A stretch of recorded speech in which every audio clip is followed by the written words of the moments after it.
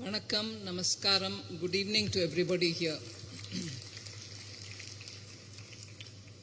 I'll begin by thanking the Chennai Citizens Forum for having invited me. அவங்க சொன்ன மாதிரி முழுக்க பட்ஜெட்டை நான் தமிழில் சொல்ல போகிறதில்ல, ஆனால் சில விஷயங்களை எடுத்து சொல்லலான்னு வந்திருக்கிறேன். So thank you to the citizens forum and immensely grateful to the principal of this college for having offered this place and for showing enthusiasm in organizing this kind of a meet. I am grateful also to the several invitees, some of them very elderly, who have come here. Certainly much has been said about the budget. Lots of newspapers have written about it. We also had very passionate representation of 5 different speakers who spoke about different topics. Some spoke about tax relief, women's empowerment, MSME, and also about startup and youth. So, na rombo detailed பட்ஜெட்டில் இருந்த டீட்டெயில்ஸை பற்றி பேச தேவையில்லைன்னு தோன்றுறது எனக்கு. But சில விஷயங்களை எடுத்து சொல்ல விரும்புகிறேன். இந்த வாய்ப்பு கிடைச்சது எனக்கு ஒரு அரிதான ஒரு சந்தர்ப்பம். இங்கே வந்திருக்கக்கூடிய பெரியோர்கள் எல்லாருக்கும் கூட பர்டிகுலர்லி நான் நன்றி சொல்ல விரும்புகிறேன். ஒரு சனிக்கிழமை ஃபேமிலியோடு இருக்கக்கூடிய நேரம், சாயங்கால வேளையில் இங்கே வந்திருக்கிறது is very touching for me. National பட்ஜெட்டில் ப்ரையாரிட்டி என்னெல்லாம் கொடுத்தோன்றதெல்லாம் கூட எடுத்து சொல்லியிருக்காங்க. It was an exceptional time for a budget to be prepared because 3ஆம் முறையாக ஜெயிச்சு வந்த பிரதமர் மோடி அவர்களுக்கு இது முதல் பட்ஜெட் 3வது டேர்மில். அது எப்படின்னு நீங்கள் கேட்கலாம். எலெக்ஷனுக்கு முன்னாடி ஓட் ஆன் அக்கவுண்ட் கொடுத்தோம். எலெக்ஷன் ஆன பிறகு ஜூலையில் அந்த வருஷத்துக்கு, அதாவது 24-25, இன்னும் அந்த வருஷத்துல தான் நம்ம இருக்கோம். மார்ச் 31 25 ஃபைனான்ஷியல் இயர் முடியும்.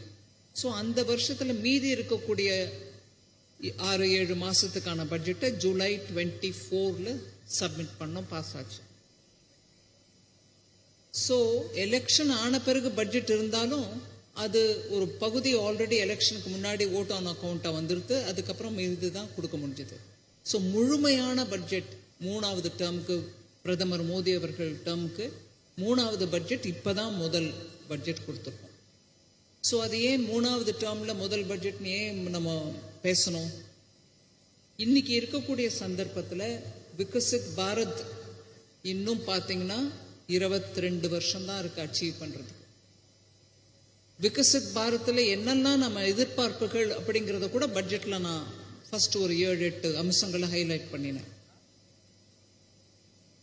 ஸோ அந்த விகசித் பாரத் அட்டைன் பண்ணணும்னா அந்த 22 வருஷத்துக்குள்ள நம்ம செய்ய வேண்டியது என்னெல்லாம் இருக்கோ அதுக்கு அடித்தளத்தை இப்பவே சரியா போட்டாதான் அதுக்கு மேல பில்டப் பண்ண முடியும் ஒவ்வொரு வருஷமும்.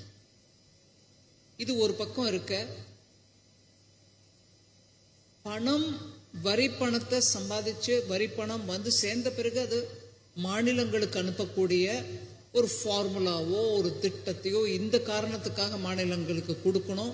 அதை தவிர ஃப்ளட் ரிலீஃப்கோ டிசாஸ்டர் ரிலீஃப்கோ கொடுங்க, இல்லை முனிசிபாலிட்டிக்கு கொடுங்க அப்படின்னு இந்த சிபாரிசுகளை கொடுக்கக்கூடிய ஃபைனான்ஸ் கமிஷனோட லாஸ்ட் இயர் கூட இந்த வருஷம்தான் last finance கமிஷனோடது.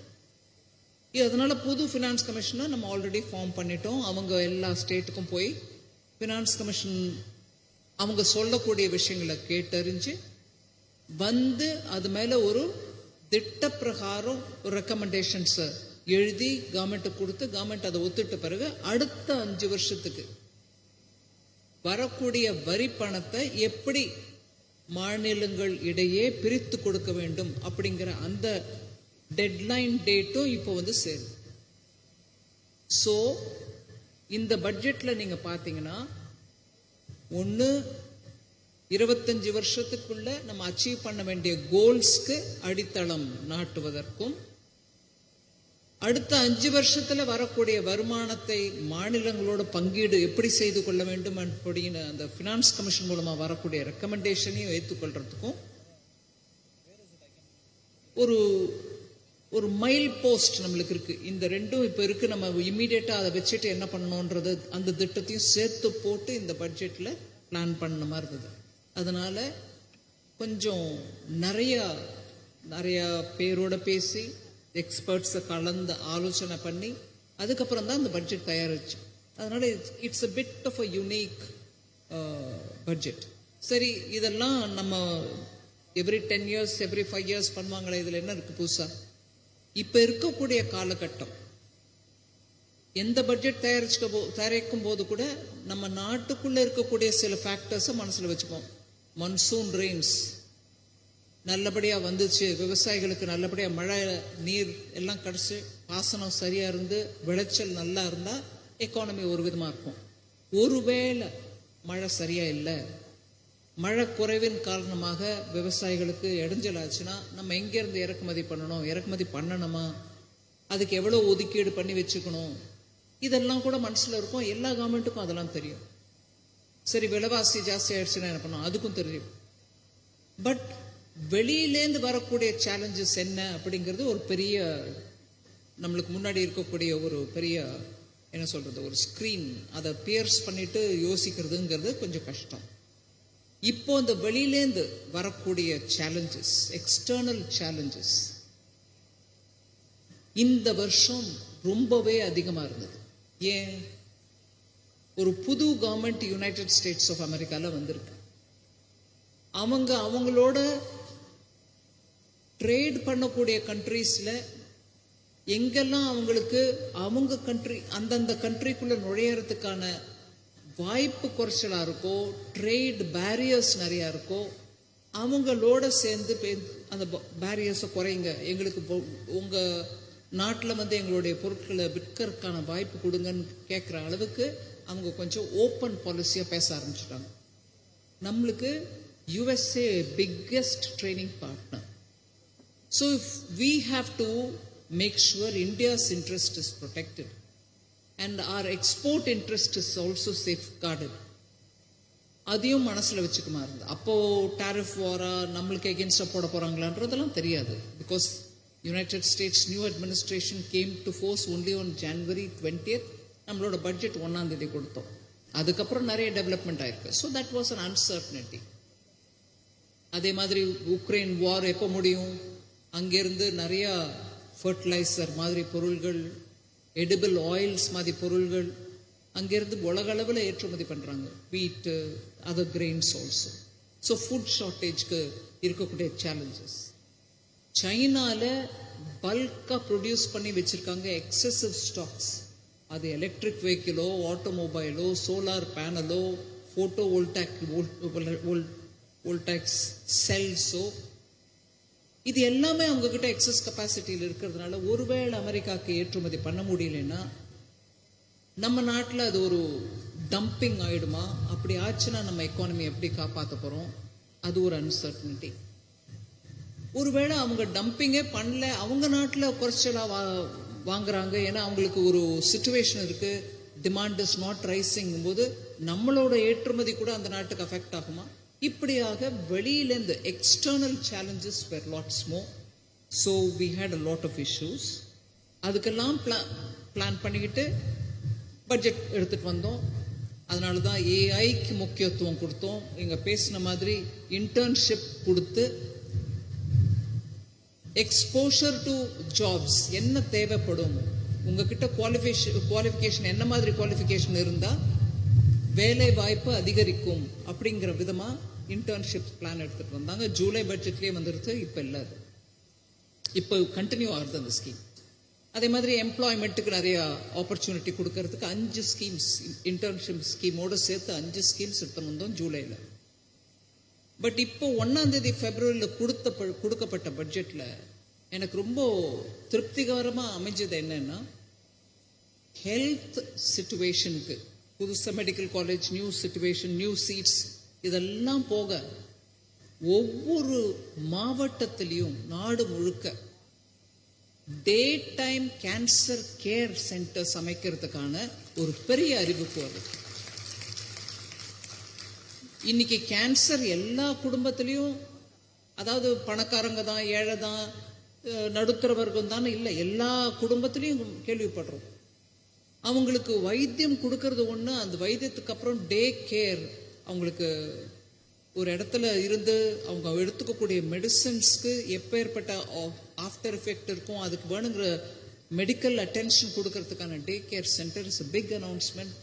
I was grateful that the Prime Minister readily agreed for it. அதை தவிர நீங்க பாத்தீங்கன்னா the income tax relief,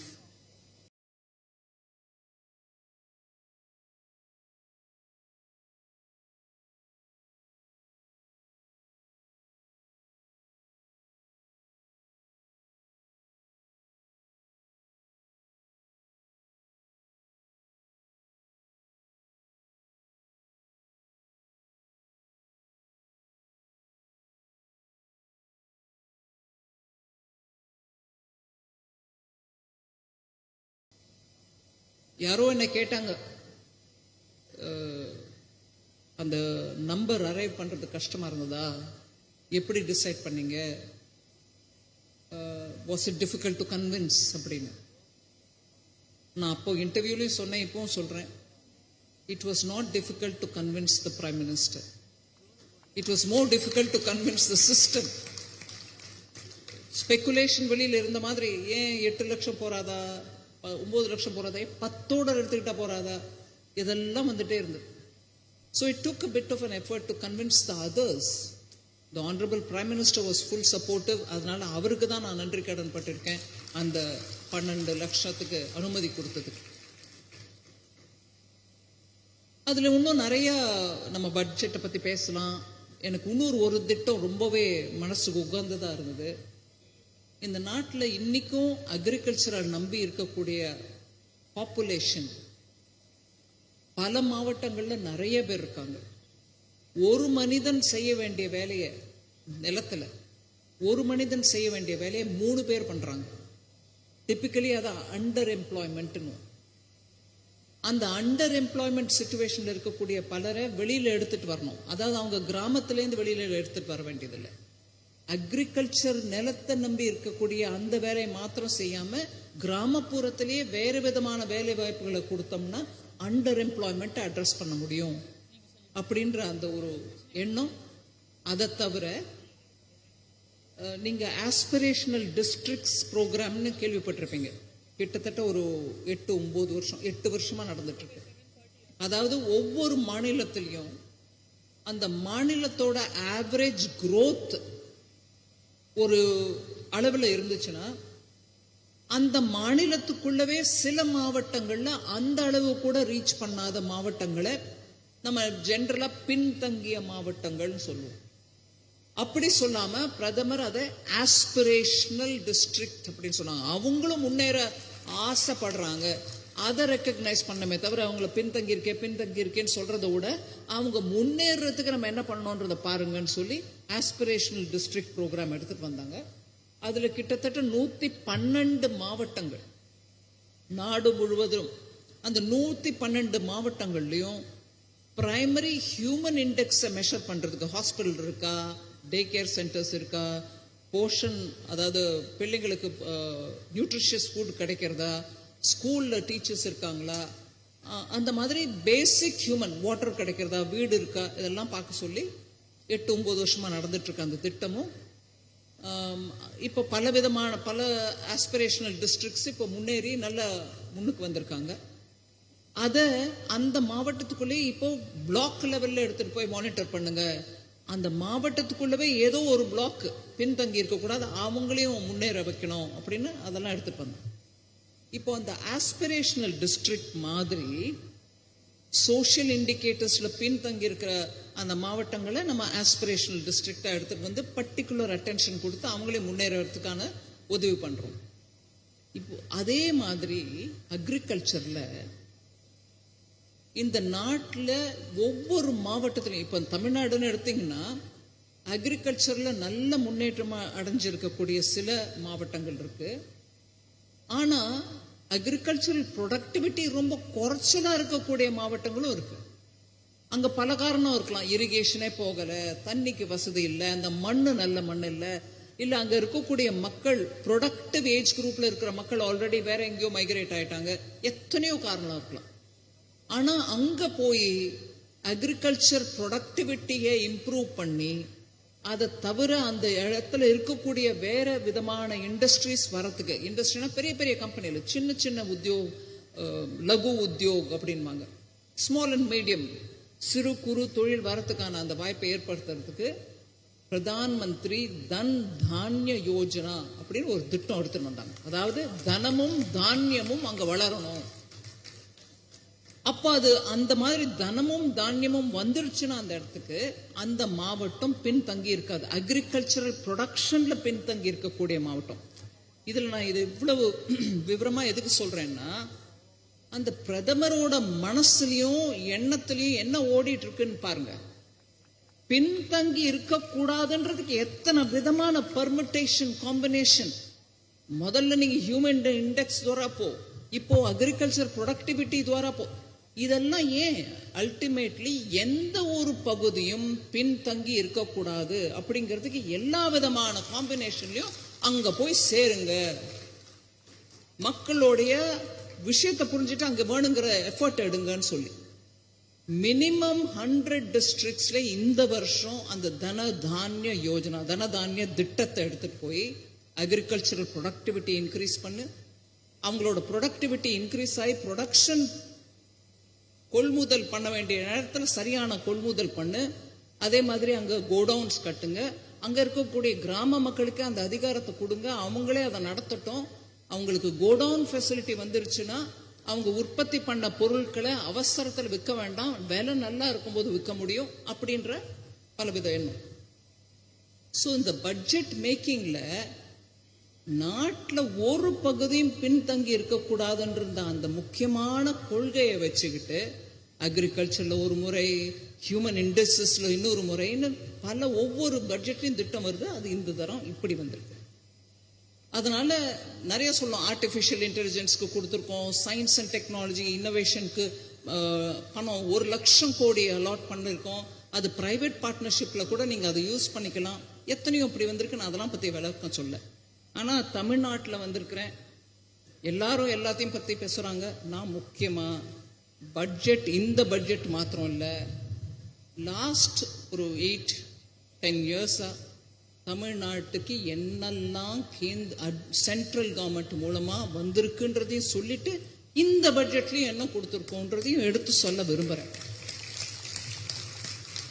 நிறைய டைம் எடுத்துக்கல, அதை ஒரு கம்பார்ட்மெண்டலைஸ் பண்ணியிருக்கேன். ஐ நோ கொஸ்டின் ஆன்சர் செஷனும் இருக்கு.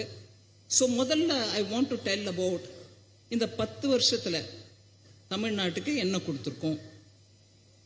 And that to touching the lives of poorest of, முதல்ல ஏழ்மையில் இருக்கிறவங்களுக்கு, லோவர் மிடில் கிளாஸ்ல இருக்கிறவங்களுக்கு அவங்களோட பேசிக் நெசசிட்டிக்கு என்ன கொடுக்கணுமோ அதை கொடுத்துருக்கோமா இல்லையா? ஜன் தன் திட்டம், எல்லாருக்கும் பேங்க் அக்கவுண்ட் இருக்கணும். 1.7 crore பேங்க் அக்கவுண்ட்ஸ் தமிழ்நாட்டில் மாத்திரம் ஓபன் பண்ணிருக்கோம். அதுல 58% பெண்கள். அதே மாதிரி வீடு, PM ஆவாஸ் யோஜனா 12 லட்சம் வீடு கட்டப்பட்டிருக்கு ஆவாஸ் யோஜனை மூலமா, திட்டத்தின் மூலமா. ஸ்வச்ச பாரத் மிஷன், எல்லார் வீட்லயும் டாய்லெட் இருக்கணும், எல்லாருக்கும் கொஞ்சம் சுகாதாரமா இருக்கிறதுக்கான வாய்ப்பு கொடுக்கணும். 59 லட்சம் ரூரல் ஹவுஸ் ஹோல்ட்ஸ்ல டாய்லெட்ஸ் கொடுக்கப்பட்டிருக்கு தமிழ்நாட்டில் மாத்திரம். ஜல் ஜீவன் மிஷன், அதாவது ஒவ்வொரு வீட்லயும் குழாய் தண்ணி போய் சேரணும். 89 லட்சம் ரூரல் ஹவுஸ் ஹோல்ட்ஸ்ல பைப் கனெக்ஷன் போய் சேர்ந்திருக்கு, பைப் மூலமா தண்ணி வருது. PM உஜ்வலா யோஜனா, வீட்டுக்கு எரிவாயு 41 லட்சம் உஜ்வலா திட்டத்தின் மூலமாக கேஸ் சிலிண்டர் சப்சிடியில தமிழ்நாட்டுக்கு வந்து சேருது. அதே மாதிரி ஜன் ஔஷதி கேந்திரா, ஜெனரிக் ட்ரக்ஸ் மூலமாக மக்களுக்கு குறைச்ச விலையில மெடிசன் போய் சேரணும்ன்ற அந்த திட்டம் ஆன் அன் ஆவரேஜ் 60 ரூபாய்க்கு கிடைக்குது. நேற்று வரைக்கும் இல்ல, வெளியில போய் நம்ம வாங்கினோம்னா 100 ரூபாய்க்கு கிடைக்கக்கூடிய medicine. That is the rate highest rate 40% reduction. In some it is 60% reduction. 100 ரூபாய்க்கு வாங்கினது 40 ரூபாய்க்கே கிடைக்குது. அதனால நடுத்தர வர்க்கத்தில் இருக்கக்கூடிய குடும்பங்களுக்கு மெடிக்கல் எக்ஸ்பெண்டிச்சர் குறைச்சல் ஆகிறது. சரி, நெக்ஸ்ட் ஆயுஷ்மான் பாரத். 79 லட்சம் பேருக்கு மெடிக்கல் இன்சூரன்ஸ் கவர் கிடைச்சிருக்கு. 5 லட்சம் ரூபாய்க்கு ஒவ்வொரு குடும்பத்துக்கும். அது இங்க தமிழ்நாட்டில் 79 லட்சம் பேருக்கு. சரி, அது நம்பர் 1 ஐட்டம். அந்த மாதிரி 8 ஐட்டம்ல 2வது ஐட்டம்க்கு போறேன். வேர்ல்டு கிளாஸ் இன்ஃப்ராஸ்ட்ரக்சர் தமிழ்நாட்டுக்கு வந்திருக்கு இந்த லாஸ்ட் 10 வருஷத்துல. 4100 kilometre of national highways construct பண்ணிருக்கோம் தமிழ்நாட்டில் மாத்திரம். தமிழ்நாட்டில் ரயில்வே சிஸ்டம் எப்போலேருந்தோ இருக்கு, ஸ்ரீலங்காலையும் இருக்கு. ஆனா எப்போலேருந்தோ இருக்கக்கூடிய ரயில்வே சிஸ்டம் இருக்கையில இந்த லாஸ்ட் 10 வருஷத்துல இலங்கையில எவ்வளவு ரயில்வே சிஸ்டம் இருக்கோ அந்த அளவு சிஸ்டம் புதுசா தமிழ்நாட்டில் ஆட் பண்ணிருக்கிறோம். இருக்கிற சிஸ்டத்தோட நியூவர் சிஸ்டம் வந்திருக்கு, இன்னும் அடிஷனலா வந்திருக்கு. அது எவ்வளவு வந்திருக்கு? ஒரு முழுமையா இலங்கையில இருக்கக்கூடிய ரயில் எத்தனை நெட்வொர்க் இருக்கோ அத்தனை நெட்வொர்க் தமிழ்நாட்டில் புதுசா இந்த லாஸ்ட் 10 வருஷத்துல ஆட் செய்யப்பட்டிருக்கு. அதாவது 1303 kilometre new railway tracks have been constructed in Tamil Nadu, which is close to the entire network of Sri Lanka. 1303 புதுசு. And around 2242 of rail network has been electrified since 2014. Hari engine இல்ல, diesel engine இல்ல, எல்லாம் electrified. So தமிழ்நாட்டில் இப்ப எத்தனை வண்டி எலக்ட்ரிஃபைடா ஓடுது? 94%. 194 வண்டிகள் தமிழ்நாட்டில் ரயில் வண்டிகள் எல்லாமே எலக்ட்ரிசிட்டியில ஓடுது. டீசல் இல்ல, நிலக்கரி இல்ல. சரி, this is about rail. Next I'll come to talking about metro. 54 kilometre of Chennai metro has been operationalised. சும்மா அடிக்கல் நாட்டில் நடக்குது, வண்டி ஓடுது. நெக்ஸ்ட் சேலம்ல புது ஏர்போர்ட், நெய்வேலியில போர்ட் ஏர்போர்ட், வேலூர்ல போர்ட் ஏர்போர்ட், உடான் ஸ்கீம், சின்ன சின்ன ஏர்போர்ட்ஸ் கட்டிருக்காங்க. அதே மாதிரி தமிழ்நாடு இண்டஸ்ட்ரியல் காரிடாரை பத்தி சொன்னோம். டிஃபென்ஸ் இண்டஸ்ட்ரியல் காரிடார், அது Chennai, Tiruchi, Coimbatore, Salem and Hosur industrial nodes இருக்கு. அதுக்கப்புறம் எய்ம்ஸ் மதுரையில் 2019 வந்தது. இன்னும் கொஞ்சம் ஸ்பீடா பில்டப் பண்ணணும். சரி,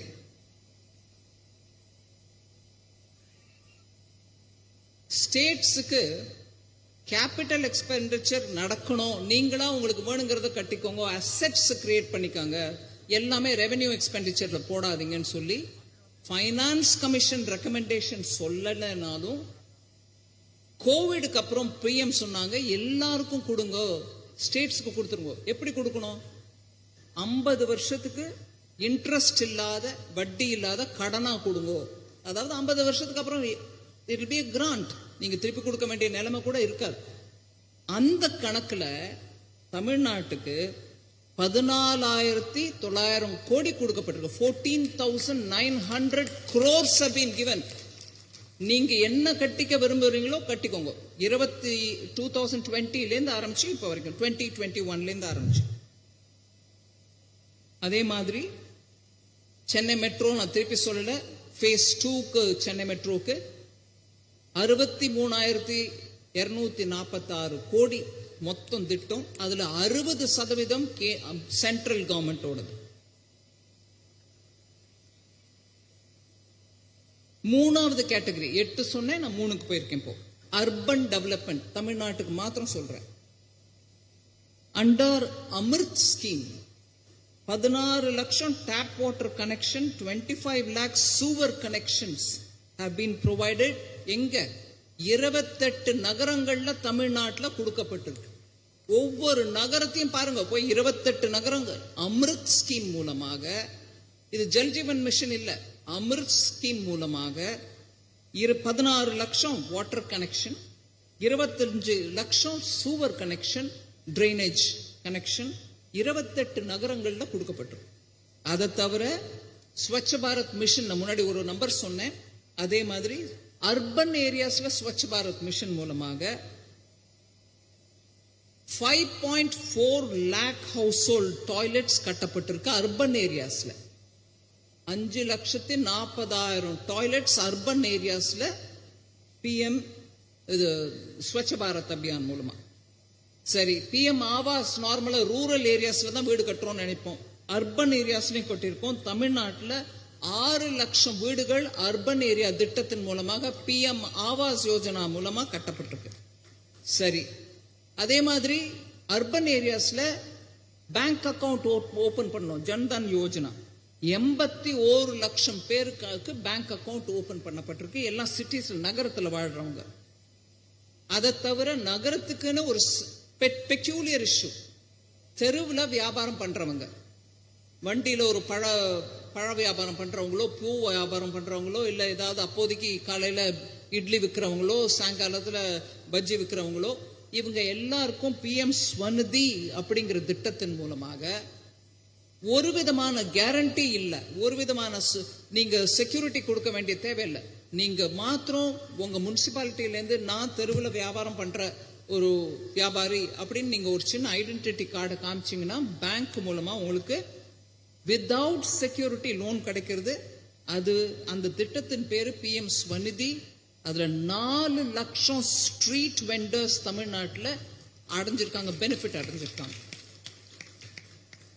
சரி, 2019 ஒரு பெரிய ப்ராப்ளம். நகர்ப்புறங்கள்ல பேங்க்ல இருந்து கடனை வாங்கி எனக்கு ஒரு வீடு வேணும், என் குடும்பத்துக்கு ஒரு வீடு வேணும், ஒரு பிளாட் வாங்கலாம் அப்படின்னுட்டு பேங்க்குக்கும் நீங்க மந்த்லி EMI கட்டுறீங்க, இருக்கிற வீட்டுக்கு வாடகையும் கொடுக்குறீங்க. ஆனா அந்த வீடு கம்ப்ளீட் ஆக மாட்டேங்குது. அந்த ப்ரொமோட்டர் கண்ணில் படல, வீட்டை அறகுறையா விட்டு போயிட்டாங்க, கம்ப்ளீட் ஆகல. நான் எத்தனை நாளைக்கு ஒன்று EMIயும் கட்டுறது வாடகையும் கொடுக்கறது பெரிய சர்ச்சைக்குரிய விஷயமாச்சு. அதுல சுவாமி, அதாவது single window for these middle income group house holds ஒரு திட்டம் போட்டு 15,000 கோடி ஃபண்ட் அதுல போட்டு அதன் மூலமாக 1 லட்சம் பேர் இந்த மாதிரி எங்களுக்கு வீடு கிடைக்காதான வேதனைப்படுறவங்களுக்கு 1 லட்சம் பேருக்கு வீட்டு சாவியை கொடுத்துருக்கோம். அந்த ப்ராஜெக்டை கம்ப்ளீட் பண்ண வச்சு நடுத்தர வர்க்கங்களுக்கு EMIயும் பே பண்ணிக்கிட்டு ரெண்டும் பே பண்ண வேண்டாம், உங்க வீடு ரெடி ஆயிடுச்சு எடுத்துக்கோங்க. அந்த ப்ரொமோட்டரை கூட்டிட்டு வச்சு கம்ப்ளீட் பண்ண வச்சது கவர்மெண்ட் ஆஃப் இந்தியா. அது எங்க வேணா, தமிழ்நாட்டில் இருக்கலாம், எந்த ஸ்டேட்ல வேணா இருக்கணும். ஆனா தமிழ்நாட்டில் இது 1 லட்சம் units which were under stressed housing scheme அவங்க எல்லாருக்கும் கிடைச்சிருக்கு. அது தவிர இப்போ 50,000 நியூவர் சக்சஸ்ஃபுல்லி கொடுக்கப்பட்டிருக்கு வீடு. புதுசா 20,000 ஹோம்ஸ் ஒன்றும் நாங்க கவர் பண்றதுக்கு இருக்கோம். 4th இஷ்யூ 8ல் 4th செக்டோரலி நான் பார்க்கிறேன் தமிழ்நாட்டுக்கு என்ன, ஒவ்வொரு செக்டர்லையும் பாருங்க. ஃபுட்வேர் அண்ட் லெதர் இண்டஸ்ட்ரி தமிழ்நாட்டில் பெருசு. அதில் நிறைய பேர் லேபர் இன்டென்சிவ்ன்றதால வேலை வாய்ப்பு இருக்கும். இதுல Tamil Nadu footwear and leather industry மொத்தமா நாடு முழுக்க பார்த்தா 38% தமிழ்நாட்டில் தான் இருக்கு. 38% India's footwear and leather products are created from here. About 47% of all exports, இந்தியாவிலேருந்து போகக்கூடிய exports 47% footwear and leather products தமிழ்நாட்டிலேருந்து ஏற்றுமதி ஆகுது. இவங்களுக்கு GI டேக்டு ஒரு ஈஸ்ட் இந்தியா லெதர்னு இருக்கு. அவங்களுக்குமே வெஜிடபிள் டேனிங் மூலமா பண்றதுனால என்வாயர்மெண்ட் ஃப்ரெண்ட்லின்னு சொல்லிட்டு அவங்களுக்கும் நம்ம நிறைய பண்ணி கொடுத்துருக்கோம். திருச்சி திண்டுக்கல் ஏரியாவில் இருக்கக்கூடிய இந்த GI டேக் அடைஞ்சவங்களுக்கு கவர்மெண்ட் மூலமா ஹெல்ப் கிடைச்சிருக்கு. எப்படி கிடைச்சிருக்குன்னா, focus product scheme for footwear and leather sectors. எம்ப்ளாய்மெண்ட்டும் அதிகரிக்கும். 22 lakh பர்சன்ஸ்க்கு வேலை வாய்ப்பு கிடைச்சிருக்கு அந்த திட்டத்தின் மூலமாக. மத்திய அரசின் அந்த திட்டத்தின் மூலமாக 22 லட்சம் பேருக்கு வேலை வாய்ப்பு. அதோடு இல்லாம 4 லட்சம் கோடி ரூபாய்க்கு அவங்களோட டர்ன் ஓவர் வளர்ந்துருக்கு.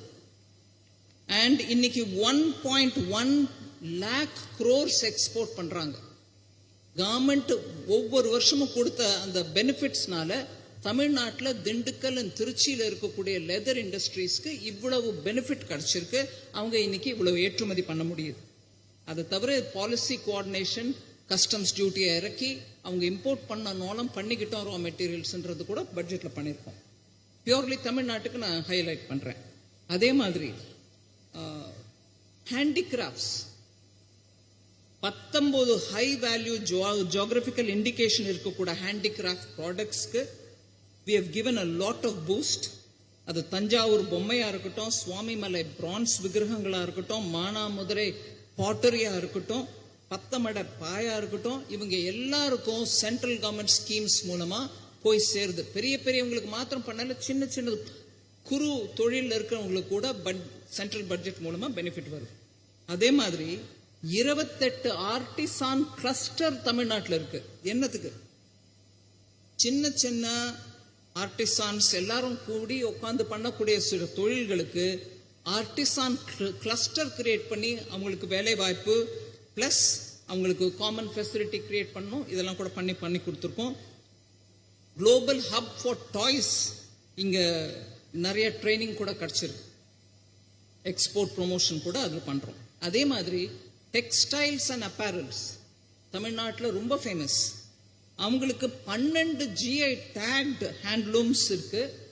உதாரணத்துக்கு சொல்லணும்னா காஞ்சிபுரம், சேலம், கோவை கோரா, கண்டாங்கி, மதுரை சுங்குடி, நெகமம் காட்டன், தோடா எம்ப்ராய்டரி, நீலகிரியில் இருக்கக்கூடிய அந்த ட்ரைபல் பீப்புள் அவங்க எம்ப்ராய்டரி, அவங்களுக்கும் சப்போர்ட் கொடுக்குறோம். PM Mitra park, mega integrated textile region, அதை மித்ரான்னுவாங்க, பெருசு. மெகா பார்க் விருதுநகர்ல செட்டப் ஆகுது. அதே மாதிரி 76 ஹேண்ட்லூம் கிளஸ்டர் செட்டப் பண்ணிருக்கோம். அவங்களுக்கு 53 கோடி ரூபாய் பெனிஃபிட்டா கொடுக்கப்பட்டிருக்கு. அதுல 4 கம்ப்ளீட் ஆயிடுச்சு. 7ல 4 கம்ப்ளீட்டட், 3 இப்ப இம்ப்ளிமெண்டேஷன்ல இருந்துட்டு. அதை தவிர PLI ஸ்கீம், இப்ப செமிகண்டக்டர்ஸ்க்கு PLI ஸ்கீம் கொடுக்கிறோம். அதே மாதிரி PLI ஸ்கீம் டெக்ஸ்டைல்ஸ்க்கும் கொடுக்கிறோம். அது 74 கம்பெனிஸ் தமிழ்நாட்டிலேருந்து அப்ளை பண்ணியிருக்காங்க.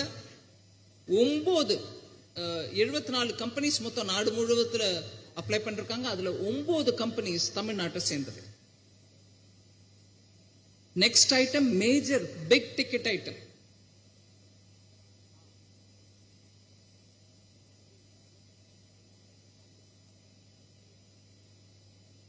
செமிகண்டக்டர் மேனுஃபேக்சரிங்ல, எலக்ட்ரானிக் செக்டர்ல தமிழ்நாட்டில் 47 மேனுஃபேக்சரிங் யூனிட்ஸ். தமிழ்நாட்டில் இருக்கக்கூடிய மேனுஃபேக்சரிங் யூனிட்ஸ் 47க்கு சென்ட்ரல் மினிஸ்ட்ரி, எலக்ட்ரானிக் மினிஸ்ட்ரி மூலமாக நிறைய சப்போர்ட் கிடைக்குது.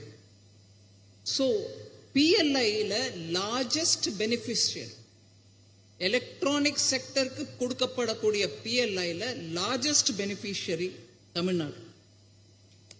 இந்த லார்ஜ் ஸ்கேல் எலக்ட்ரானிக் மேனுஃபேக்சரிங் 27 அப்ரூவலுக்கு வந்த ஃபார்ம்ஸ்ல 7 ஆல்ரெடி அப்ரூவல் ஆயிடுச்சு.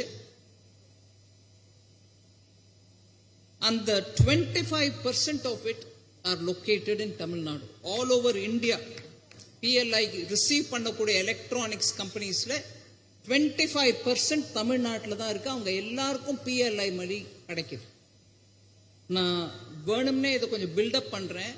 ஏன்னா இங்க ஒரு ஆர்குமெண்ட் வைக்கிறாங்க, தமிழ்நாட்டிலேருந்து வரி பணம் நாங்க தான் ஜாஸ்தி கொடுக்குறோம், நீங்க எங்களுக்கு கொடுக்கறது 1 ரூபானா 7 பைசா கூட கொடுக்கலன்னு. எங்க இருந்து அந்த நம்பர்லாம் வருதோ எனக்கு தெரியல.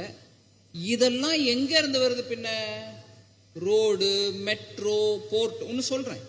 அதே மாதிரி இந்த மெய்டியில கொடுக்கக்கூடிய ப்ரொடக்ஷன் லிங்க்டு இன்சென்டிவ் நாட்டில் 25% இங்க தான் இருக்கு. எலக்ட்ரானிக் மேனுஃபேக்சரிங் கம்பெனிஸ் அவங்க எல்லாருக்கும் PLI வருது. அது எங்க இருந்து வருதுங்க?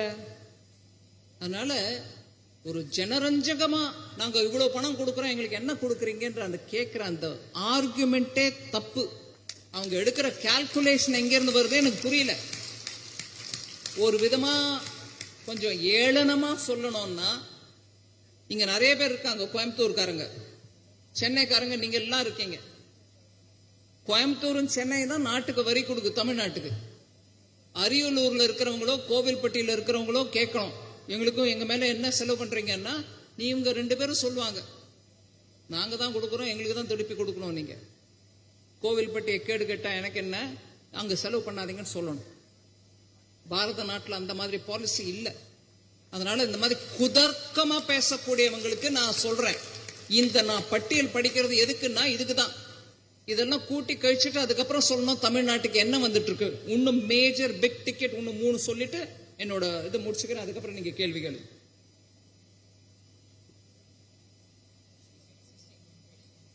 யூனியன் மினிஸ்டர் வந்திருந்தார் அஸ்வினி வைஷ்ணவ். இந்த PLI ஸ்கீம் எல்லாம் இருக்கட்டும், அவர் இன்னொன்னு சொன்னார், மேஜர் எலக்ட்ரானிக் மேனுஃபேக்சரிங் கிளஸ்டர்ஸ் நம்ம நாட்டில் 2 கட்ட போறோம். அதுல 1 குஜராத்ல. உடனே சொல்லுவாங்க, ஓ குஜராத்தா, சரி இல்ல. 2வது தமிழ்நாட்டில் மேஜர் எலக்ட்ரானிக் மேனுஃபேக்சரிங் கிளஸ்டர். அதுக்கு மத்திய அரசின் மூலமாக 1100 கோடி 1100 crores is being allocated through the budget. அது யார் பணங்க, எங்க வருதுங்க, தமிழ்நாட்டுக்கு வருதா இல்லைங்களா?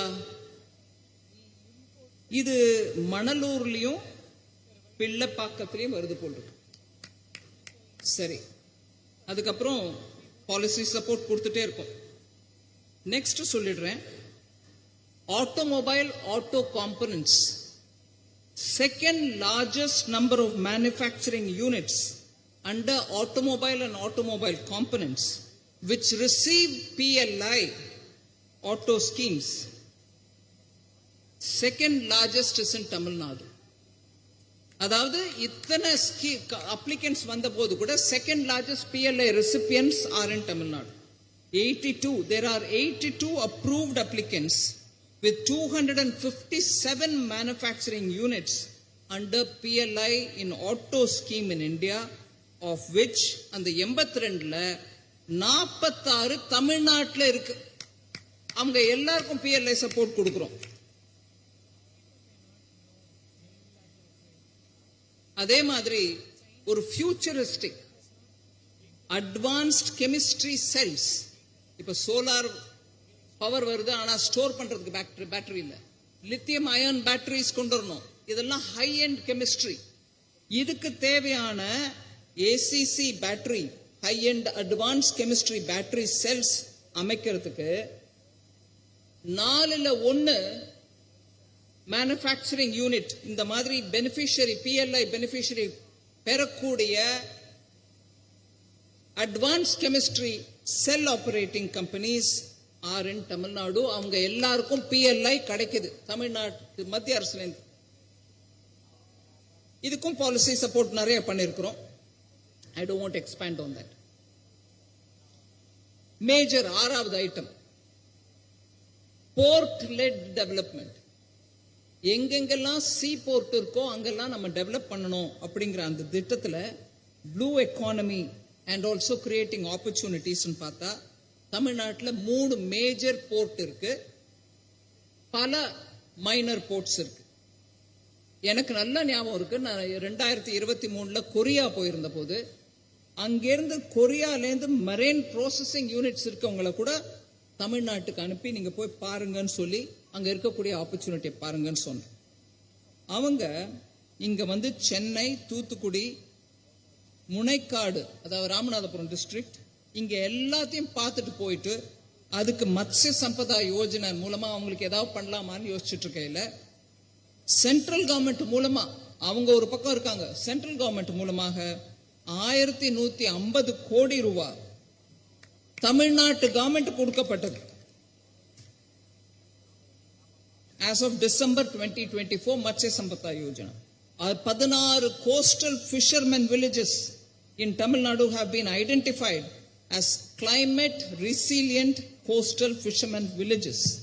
அதை தவிர மண்டபத்தில் இருக்கக்கூடிய ICAR, Central Marine Fisheries Research Unit, Nucleus Breeding Center and Marine Fish Species-க்கு அந்த சென்டர்ல இருந்து எல்லாம் ஸ்பானிங் பண்ணி அவங்களுக்கு விதையோ வித்தனமோ சின்ன மீன்களோ அங்கிருந்து வழங்குறதுக்கு அந்த சென்டரை ரெக்கக்னைஸ் பண்ணி அவங்களுக்கும் ஃபண்ட் கொடுக்கப்பட்டிருக்கு.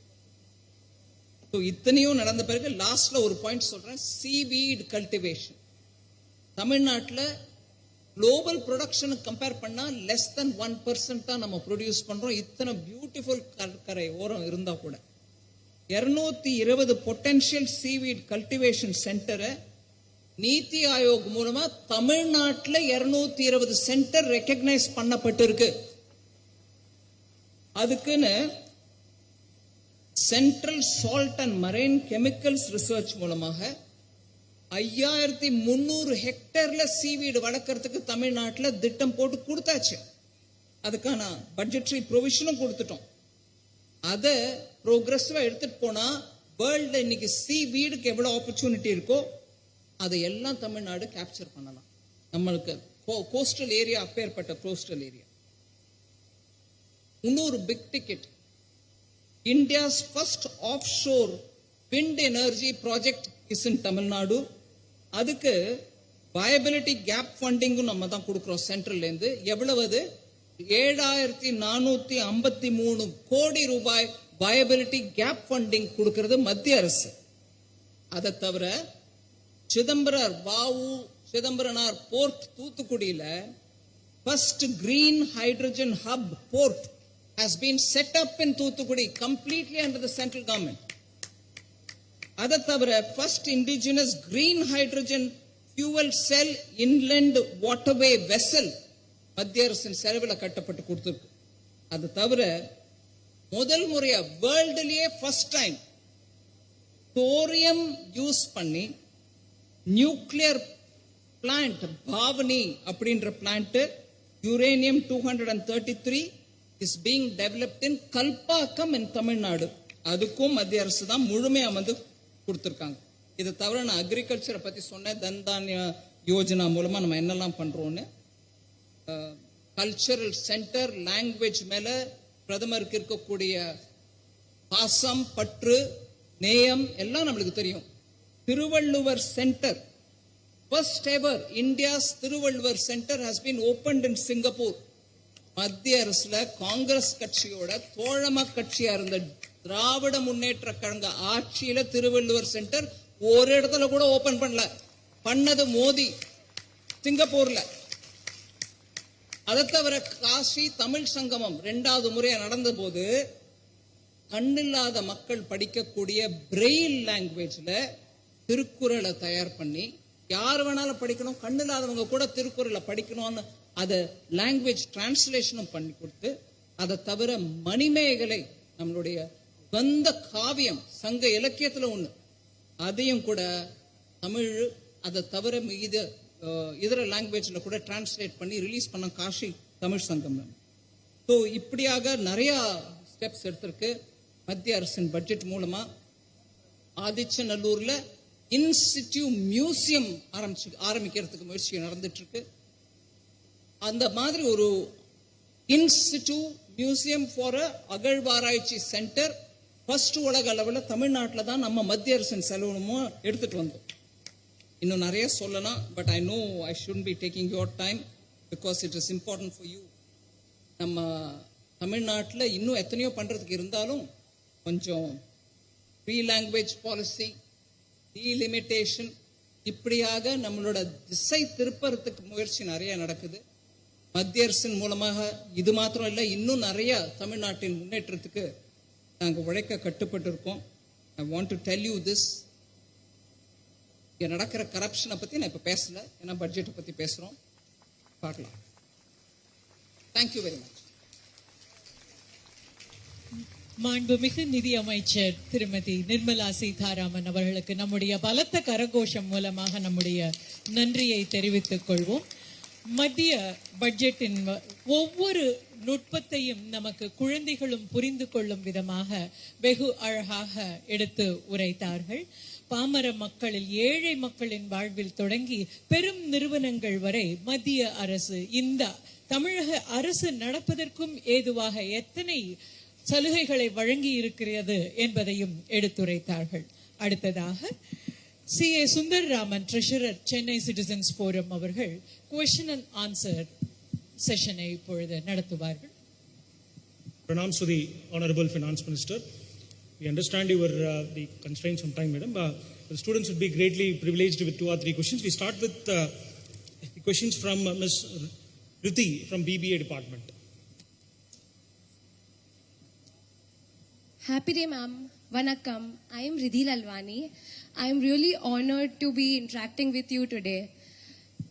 So my question to you is, Englamari young girls who aspire to come to politics and be like you one day, neenga mentor session edukringana unga advice enna irukum? Because ரொம்ப பேர் நினைக்கிறாங்க politics ரொம்ப dirty-ஆ tough-ஆ இருக்கும், especially women-க்காக. So what is your advice for them? இத பத்தி நீங்க என்ன சொல்ல வேண்டி இருக்கீங்க மேம்? நிறைய விமன் வந்த பாலிடிக்ஸ் க்ளீன் ஆயிடும்.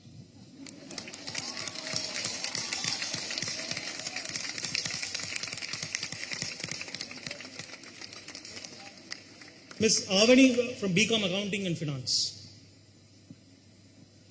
Happy day, ma'am. First of all, I'm really grateful and blessed to see you this close. நான் என்ன கேட்க விரும்புறேன்னா, you have been the face of union budget. நீங்க தான் இந்த union budget represent பண்ணிட்டு இருக்கீங்க for a long time. Also, you have been in top in the list of the most powerful women in India. I would like to ask, especially you receive a lot of appreciations and criticism. Especially after union budget presentation, you receive a lot of scrutiny from all sides. From economists, politicians, opposition, public, media, everywhere. How do you handle this criticism, ma'am? Eppadi handle pandrite irukeenga indha criticism? How do you maintain your policy and decisions? Because as you said, it was easier for you to convince the PM than the system. Thank you. Well, part of the job is to listen to the criticism and see if it can be worked on. So I take it as it comes. Thank you, ma'am. இந்த questions மொத்தம் ஒரு 1500 questions நம்மளுக்கு வந்து அதில் top ரிப்பீட்டடாக கேட்ட questions மட்டும் filter பண்ணியிருக்கோம். ஜிஎஸ்டி இம்ப்ளிமெண்ட் பண்ண அப்புறம் நாங்கள் முன்னாடி இருந்ததை விட வரி அதிகமாக கட்டுறோமா கம்மியாக கட்டுறோமா, தோ ரெவென்யூ நியூட்ரல் ரேட் கம்மியாக இருக்குது அப்படின்ற ஒரு சிஏ பெர்ஸ்பெக்டிவ்ல பார்த்தாலும் நிறைய மிஸ்கன்செப்ஷன்ஸ் இருக்குது. இதை எப்படி நம்ம தெளிவுபடுத்துறது அப்படின்ட்டு ஒரு 54 பேர் கேட்டிருக்காங்க. நிறைய என்ன இருக்கு? தி மிஸ்கன்செப்ஷன்ஸ் அட் போஸ்ட் ஜிஎஸ்டி. ஜிஎஸ்டியை பற்றி வித் சர்டன் அத்தாரிட்டி நான் சொல்லணும்னா, ரேட்டு இன்க்ரீஸ் ஆகலை இன்ட்ரடக்ஷன் ஆன பிறகு அது இன்னும் குறைச்சலா இருந்தா நன்னா இருக்கும் அப்படின்னு நினைக்கிறவங்களுக்கு எஸ் இன்னும் குறைக்கிறதுக்கு முயற்சி பண்ணலாம். பட் பொய் பிரச்சாரம் பண்றவங்களுக்கு நான் சொல்ல விரும்புறேன், ஒரு ரேட்டு கூட இன்க்ரீஸ் செய்யப்படவில்லை.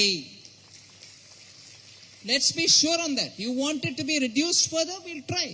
We will make sure we bring down at least common people using daily utilized items.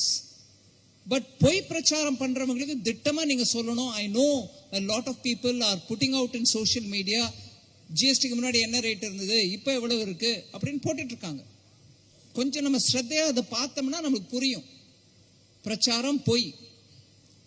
அதோடு இல்லாம இந்த ஜிஎஸ்டியில் எடுக்கக்கூடிய ஒவ்வொரு தீர்மானமும் எல்லா அமைச்சர்களும் உட்கார்ந்து எடுக்கக்கூடிய தீர்மானம். அதுல காங்கிரஸ் இருக்காங்க, டிஎம்கே இருக்காங்க, கம்யூனிஸ்ட் இருக்காங்க, தெலுங்கு தேசம் இருக்காங்க, ஒய்எஸ்ஆர்சிபி இருந்தாங்க, இன்னைக்கு காங்கிரஸ் ஃப்ரம் கர்நாடகா ஒரு தெலுங்கானா எல்லாம் இருக்காங்க, வெஸ்ட் பெங்கால் இருக்குது. எல்லாரும் சேர்த்து எடுக்கிற டிசிஷன்ல ஏதோ ஒண்ணு கம்ப்ளைண்ட் பண்ணணும் அப்படின்னு பண்ண உடனே ஓ மோடி கவர்மெண்ட் தான் இப்படி பண்ணிடுச்சு. அங்க உங்க ஸ்டேட்ல இருக்கக்கூடிய பினான்ஸ் மினிஸ்டர் கேளுங்க, ஐயா நீங்க போய் என்ன எதிர்ப்பு தெரிவிச்சீங்களா, ஆனாலும் அவங்க கொண்டு வந்தாங்களா அப்படின்னு கேட்கணுமா இல்லையா? அதெல்லாம் ஒன்றும் பண்றது இல்ல. உடனே சென்ட்ரல் கவர்மெண்ட் எப்படி நீ பண்ணின, ஏழை மக்களுக்கு வேணுங்கிற தேங்காய் எண்ணெய் மேல இப்படி போட்ட, பார்லே பிஸ்கட் மேல டாக்ஸ் போட்ட, போடல. அவன் சொல்றான் அவ்வளவுதான். யாரோ ஒருத்தர் சொல்றாங்க பார்லே மேட்ட போட்டாங்க, ஏழை மக்கள் டீயோட சாப்பிடுற பார்லே பிஸ்கட் மேல யாரு போட்டாப்பா? போடலையே. ஒருவேளை போட்டிருந்தா கூட எல்லா அமைச்சரும் உட்காந்துருந்தாங்க, ஒருத்தர் தான் கிடைச்சார சொல்றதுக்கு உங்களுக்கு.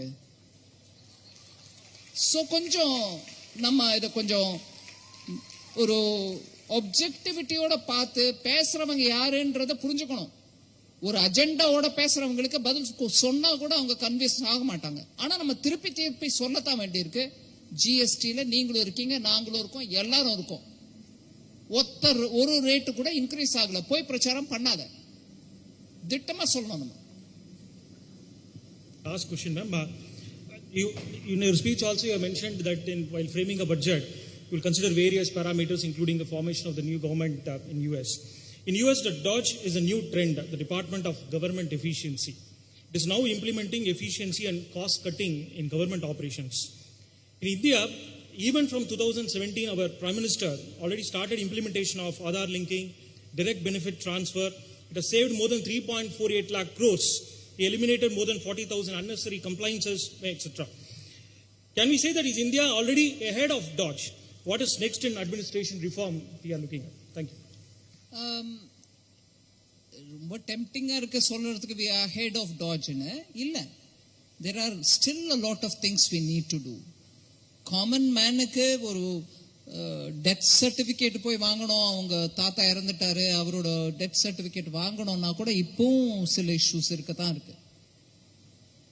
சில அக்கவுண்ட் க்ளோசிங்க்கு இன்ஸ்ட்ரக்ஷன் கொடுத்த பிறகு அது க்ளோஸ் ஆகாம இருந்துட்டு சடனா ஒரு நோட்டீஸ் வருது.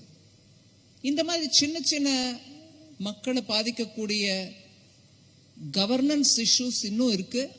அதை ரிமூவ் பண்றதுக்கு ஒரு மத்திய அரசு மாத்திரம் இல்ல, மாநில அரசுங்களும் பாடுபடணும். அதே மாதிரி முனிசிபல் அட்மினிஸ்ட்ரேஷன்லயும் இதெல்லாம் வரணும். ஏன்னா நீங்க உங்களோட சர்டிபிகேட் வாங்குறதுக்கு, டெத் சர்டிபிகேட் கிராண்ட் ஃபாதரோட வாங்க போனோம்னா நீங்க லோக்கல் வார்டு கவுன்சிலர் இல்ல பஞ்சாயத்து லெவல்ல, அங்க பஞ்சாயத்து முனிசிபாலிட்டி லெவல்ல முனிசிபாலிட்டி அவங்க தான் கொடுக்குறாங்க. அதுல இருக்கக்கூடிய ப்ராப்ளம் நம்ம யோசிக்கணுமா இல்லையா? அதனால இன்னும் ரிஃபார்ம் பண்றதுக்கு நிறைய இருக்கு தமிழ்நாட்டில் இல்ல, ஆல் ஓவர் இந்தியால. அதெல்லாம் பண்ணி நம்ம லைஃப் இன்னும் கொஞ்சம் சிம்பிள் பண்ணிக்கிறதுக்கு we have to take a lot of continuous measures. So dodge பண்றத கூட நம்ம நல்லா பண்ணிட்டோம், DBT வந்துருது, true, but we have more miles to go. நன்றி. மாணவர்களுடைய மற்றும் பொதுமக்களுடைய கேள்விகளுக்கு பதிலளித்ததற்கு மாண்புமிகு நிதியமைச்சர் அவர்களுக்கு சென்னை சிட்டிசன்ஸ் போரம் சார்பாக நன்றியை தெரிவித்துக் கொள்கிறோம். அடுத்ததாக துணைத் தலைவர் சென்னை சிட்டிசன்ஸ் போரம் திரு முரளி அவர்கள் நன்றியுரை